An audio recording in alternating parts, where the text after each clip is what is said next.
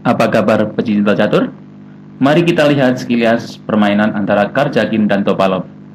Partai ini dimainkan di turnamen Samgir 25 April 2017 pada babak kelima.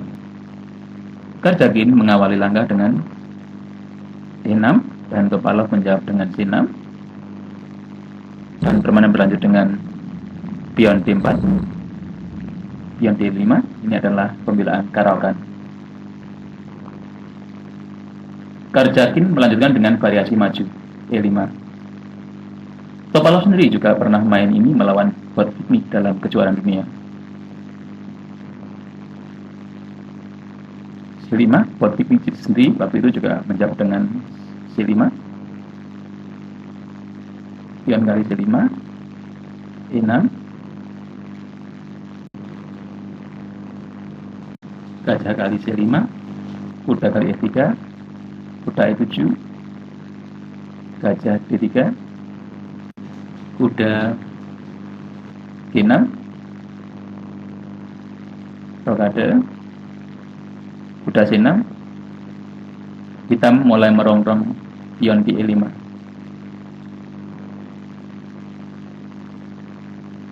Mengancam gajah di C5 sekaligus memberikan tempat gajah di C1 untuk menuju ke B2.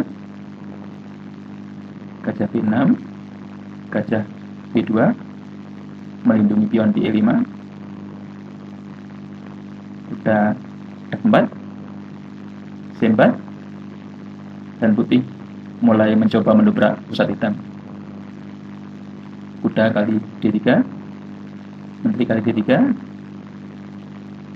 pion kali C4, menteri kali C4, kuda ke E7, kuda C3 mengembangkan buahnya, gajah D7, menteri G4, gajah C6.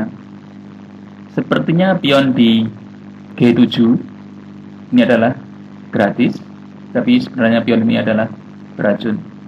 Apa yang terjadi seandainya menteri makan G7? Maka permainan akan berlanjut dengan benteng G8, menteri F6, kuda F5, menteri kali G8 skak, benteng kali 8. Dan di sini posisi hitam sangat bagus.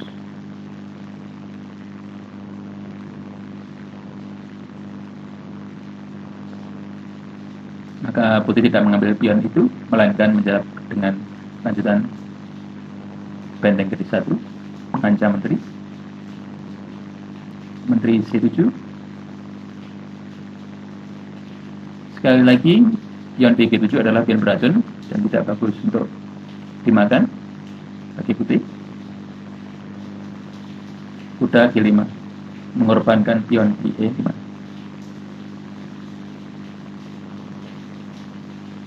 Menteri makan E5, pion G5. Pion ini beracun. Jawaban dari hitam adalah pion H5. Tapi apa yang terjadi bila seandainya pion yang beracun ini dimakan oleh hitam?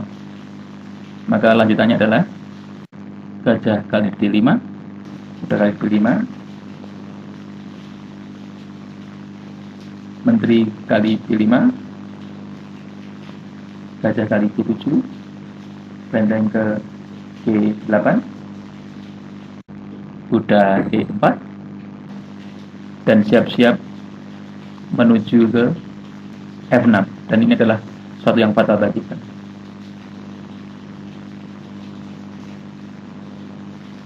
Bagaimana bila menteri tidak makan kuda di B5 tapi makan gajah di B2? Maka lanjutannya adalah kuda ke D6 skak, raja F8, kuda kali F7, dan ini juga fatal bagi kita. Kembali ke posisi semula.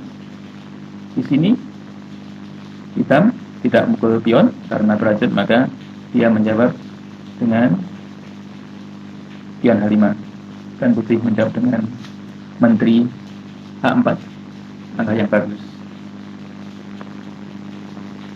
Dan hitam melanjutkan dengan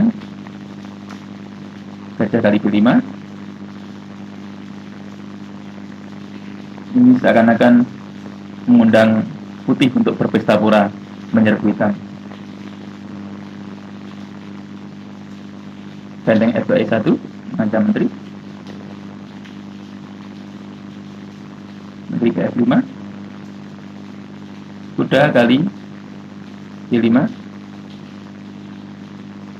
Di sini sebenarnya komputer menyarankan rokade, masih lebih baik, tapi kita menjawab dengan menteri kali B5. Dan putih melanjutkan dengan gajah kali G7. Dengan dasar pemikiran, nanti kuda bisa meloncat ke E4 dan menuju ke F6.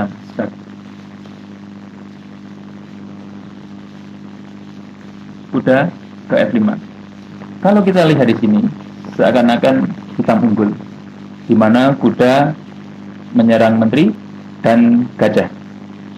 Dan juga seandainya menteri ini mau melindungi gajah, salah satunya langkah adalah menteri ke B4. Namun peta ini juga dijaga oleh kuda hitam.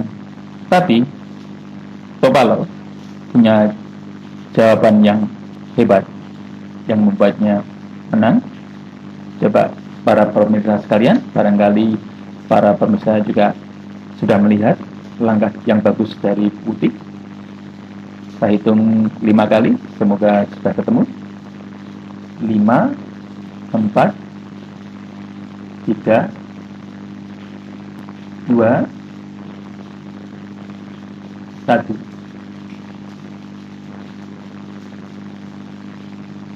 Ya, walaupun sepertinya putih semuanya banyak perbedaan yang terancam, putih punya langkah yang bagus, yaitu kuda kali E6.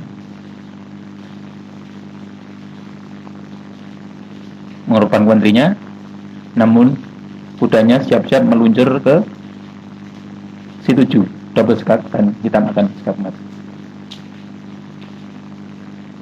Sebenarnya langkah menteri F4 juga bagus, cuma Karyakin punya nilai seni tersendiri atau punya style tersendiri.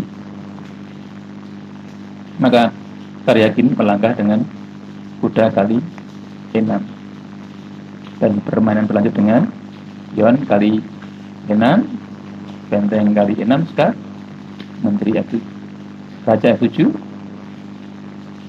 menteri F6 skat, raja G8, gajah kali A8, zaman benteng menuju ke G7 sini, maka kita menjawab dengan gajah kali F2 skat. Raja putih cukup menghindar untuk mengamankan diri.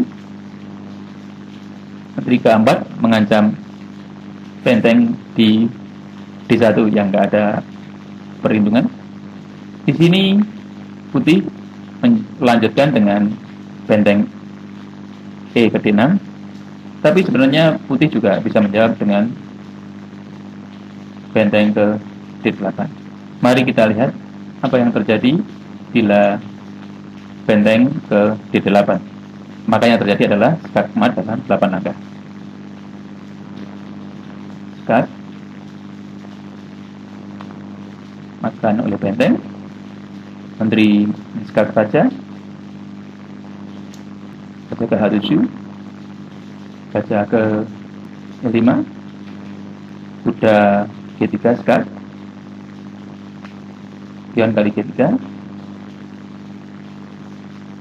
menteri kali D1, menteri kali D1, gajah C5, menteri ke H5 skat, raja ke B8, menteri ke H8 skat,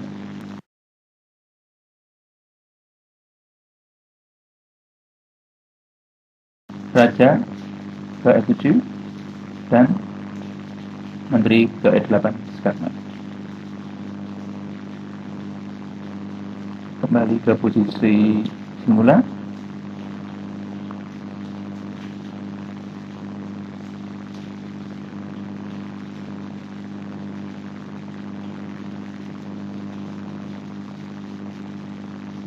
Di sini Karjakin menjawab dengan benteng E ke D6 dan Topalov melanjutkan dengan benteng ke F8. Apa yang terjadi seandainya kuda kali D6? Maka tentunya Menteri meluncur ke G7 dan Skatmat. Kembali ke posisi semula.